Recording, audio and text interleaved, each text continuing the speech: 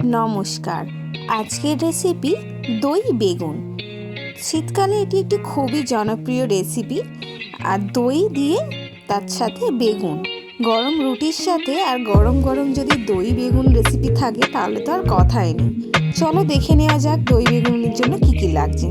একটা থালার মধ্যে আমি একটু লঙ্কা গুঁড়ো, নুন আর হলুদ গুঁড়ো, একটু সামান্য তেল দিয়ে ভালো করে মিশিয়ে রেখেছি এবং কেটে রাখা বেগুনগুলিকে একটু পাতলা পাতলা করে কেটে রাখা বেগুনগুলিকে ভালো করে ওইটার সাথে মাখিয়ে রেখেছি।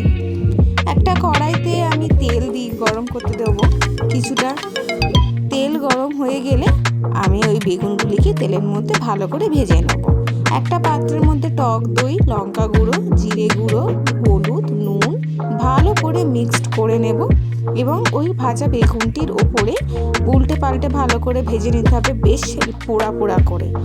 তাতে একটা কড়াইতে গোটা জিরে, কারি পাতা, কাঁচা লঙ্কা, একটু সর্ষে ভালো করে ফ্রাই করে নেব আর শুকনো লঙ্কা দিয়ে তার সাথে বেগুনগুলিকে দিয়ে দেব এবং ওই মিক্সড করে রাখা মশলাটিকে দিয়ে দেবো। দিয়ে খুব ভালো করে ওর সাথে আমি মিশিয়ে নেব। অল্প একটু জল দিয়ে ভালো করে ওকে সিদ্ধ করে ভালো করে আমি তরকারিটাকে কষিয়ে নেব।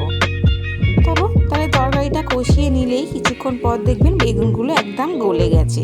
ওপর থেকে ধনে পাতা ছড়িয়ে দেব এবং তৈরি হয়ে গেল আজকের রেসিপি দই বেগুন। গরম রুটির সাথে এটি ভীষণ ভালো লাগবে খেতে। আপনারাও করে দেখবেন। নমস্কার।